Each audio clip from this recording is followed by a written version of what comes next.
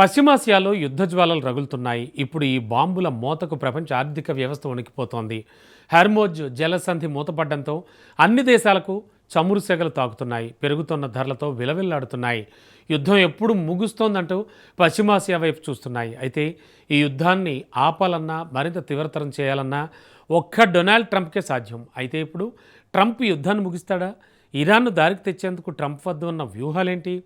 యుద్ధం మరో వియత్నాంలా మారుతుందా, లేక పుతిన్ మధ్యవర్తిత్వంతో యుద్ధం ఆగిపోతుందా? యుద్ధ సమీకరణలు మార్చబోయే కొత్త దశ ఏంటి? యుద్ధంపై ట్రంప్ ముందున్న 4 మార్గాలేంటి? Was the story. ఇరాన్ యుద్ధాన్ని ట్రంప్ ఏం చేస్తాడు? అమెరికా సైన్యం ఇరాన్లోకి వెళుతుందా? కర్గ్ దీవితో ట్రంప్ కోరిక నెరవేరుతుందా? పశ్చిమాసియా యుద్ధంతో ప్రపంచ దేశాలు ఉనికిపోతున్నాయి. యుద్ధం కారణంగా హెర్మోజ్ జలసంధి మూతపడింది. దీంతో చాలా దేశాల్లో చమురు, గ్యాస్ సంక్షోభం మొదలైంది. మరోవైపు యుద్ధంలో భీకర దాడులు జరుగుతున్నాయి. అయితే ఈ యుద్ధం ఆపాలన్నా, మరింత తీవ్రతరం చేయాలన్నా ఒక్కరికే సాధ్యం. ఆ ఒక్కరు ఎవరో కాదు, అమెరికా అధ్యక్షుడు డొనాల్డ్ ట్రంప్. కానీ ఇదంత సులువేం కాదన్న విషయం అందరికీ తెలుసు. దురదృష్టవశాత్తు అదే నిజం. ట్రంప్ తీసుకోబోయే తదుపరి చర్యలే ఈ యుద్ధం ఫలితాన్ని శాసించబోతున్నాయి. అయితే ఇప్పుడు ట్రంప్ ముందున్న మార్గాలేంటి? అమెరికా అధ్యక్షుడి చేతిలో 4 ఆప్షన్స్ ఉన్నాయి. మొదటిది, ప్రస్తుతం కొనసాగుతోన్న వైమానిక దాడులను మరింత విస్తృతం చేయడం. దీనికి సంబంధించిన సంకేతాలు ఇప్పటికే కనిపిస్తున్నాయి. తాజాగా ఇరాన్లోని అతిపెద్ద గ్యాస్ ఫీల్డ్పై అమెరికా దాడి చేసింది. అంతకుముందు భారీ బంకర్ బస్టర్ బాంబులను కూడా ప్రయోగించింది. దీన్ని బట్టి చూస్తే వైమానిక దాడులు తీవ్రతరం అవుతున్నాయని అర్థమవుతోంది. అయితే ఇక్కడే ఓ సమస్య ఉంది. అదేమిటంటే, అమెరికా ఎన్ని దాడులు చేసినా విజయానికి ఖచ్చితంగా గ్యారంటీ ఇవ్వలేవు. ఇరాన్ క్షిపణులను అన్నింటినీ ధ్వంసం చేయొచ్చు, టెహ్రాన్ గ్యాస్ నిల్వలను తగలబెట్టచ్చు. కానీ అంత మాత్రాన ఇరాన్ ప్రభుత్వం కూలిపోతుందని చెప్పలేం.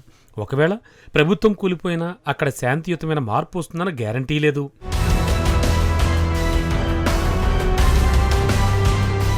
ప్రతీకారంతో ఇరాన్ మరింత ప్రమాదకరంగా మారొచ్చు. అమెరికా మిత్ర దేశాలకు కూడా ఈ విషయం తెలుసు.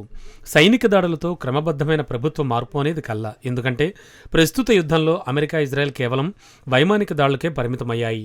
ఎయిర్ స్ట్రైక్స్తో ఒక ప్రభుత్వాన్ని కూల్చడం అసాధ్యమని ఏ నిపుణుడైనా ఇట్టే చెప్తాడు. ప్రస్తుతం జరుగుతున్న దాడులు ఇరాన్లో కేవలం అరాచకాన్ని మాత్రమే సృష్టిస్తాయి. ఇక ట్రంప్కున్న రెండో మార్గం గ్రౌండ్లో సైన్యాన్ని దించడం. అంటే నేరుగా అమెరికా సైనికులను ఇరాన్లోకి దింపి అధికార కేంద్రాలను స్వాధీనం చేసుకోవడం. గతంలో ఇరాక్, ఆఫ్ఘనిస్తాన్లో ఇదే తంత్రాన్ని వాషింగ్టన్ ప్రయోగించింది.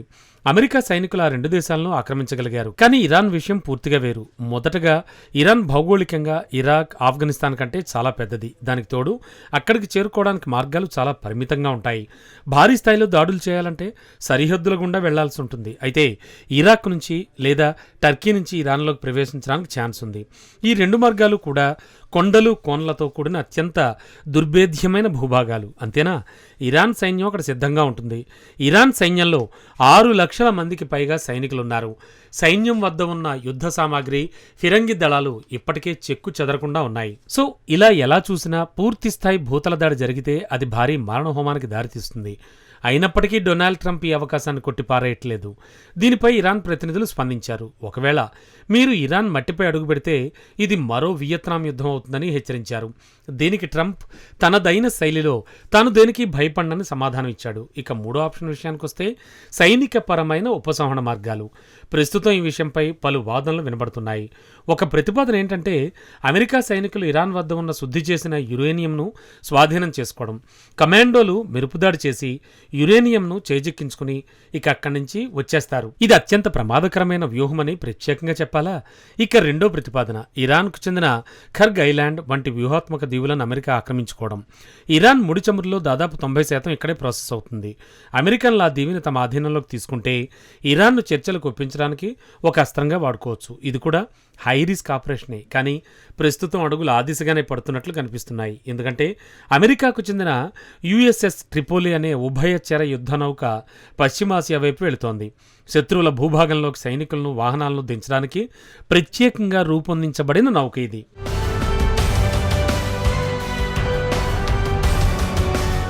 కర్గైలాండ్ స్వాధీనం చేసుకోవడానికే ట్రంప్ మొగ్గు చూపుతున్నట్లు సమాచారం. దీంతో ఇరాన్ ఆర్థిక వ్యవస్థ వెన్ను విరచవచ్చని అమెరికా అధ్యక్షుడి ప్లాన్గా తెలుస్తోంది. ట్రంప్ ముఖ్య అనుచరుడు సెనేటర్ లిండ్సే గ్రాహం కూడా ఈ ప్రణాళికను బహిరంగంగానే సమర్థించారు. సోషల్ మీడియాలో గ్రాహం ఓ పోస్ట్ పెట్టారు. ఎవరి చేతిలో కర్గైలాండ్ ఉంటుందో వారే ఈ యుద్ధం భవిష్యత్తును శాసిస్తారని వెల్లడించారు. ఇక ఇవన్నీ కాదంటే మన ముందున్న చివరి మార్గం పాత పద్ధతి దౌత్యం. అమెరికాతో చర్చలకు ఇరాన్ నిరాకరిస్తోంది. కానీ తాను మాత్రం ఇరాన్ ప్రభుత్వంతో టచ్లో ఉన్నానని ట్రంప్ చెబుతున్నాడు. ప్రస్తుత పరిస్థితుల్లో అమెరికా ఇరాన్ మధ్య ద్వైపాక్షిక చర్చలు జరగడం అనేది ఒక పెద్ద సంచలనమే అవుతుంది. ఎందుకంటే అమెరికాపై ఇరాన్కు ఇసుమంతైనా నమ్మకం లేదు. ఖచ్చితంగా తటస్థ మధ్యవర్తులను పక్కా హామీలను ఇరాన్ కోరుకుంటుంది. మధ్యవర్తిత్వానికి ఇప్పటికే రష్యా రెడీ అవుతోంది. అధ్యక్షుడు వ్లాదిమిర్ పుతిన్ ఒక ప్రణాళికను ట్రంప్ ముందు ఉంచినట్లుగా సమాచారం. ఇరాన్లోని శుద్ధి చేసిన యురేనియంను రష్యాకు తరలించాలని పుతిన్ సూచించారు. అయితే ట్రంప్ ఈ ప్రతిపాదనను తిరస్కరించారు.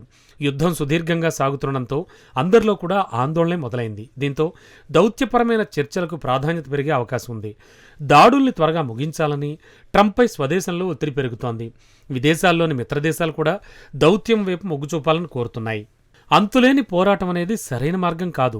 సాధారణ నాయకులకు ఇదొక పెద్ద చిక్కుముళ్లాంటిది. యుద్ధాన్ని మొదలుపెట్టడం సులభమే, కానీ ముగించడం అనేదే కష్టం. కానీ డొనాల్డ్ ట్రంప్ ఇతర నాయకుల్లాంటి వాడు కాదు.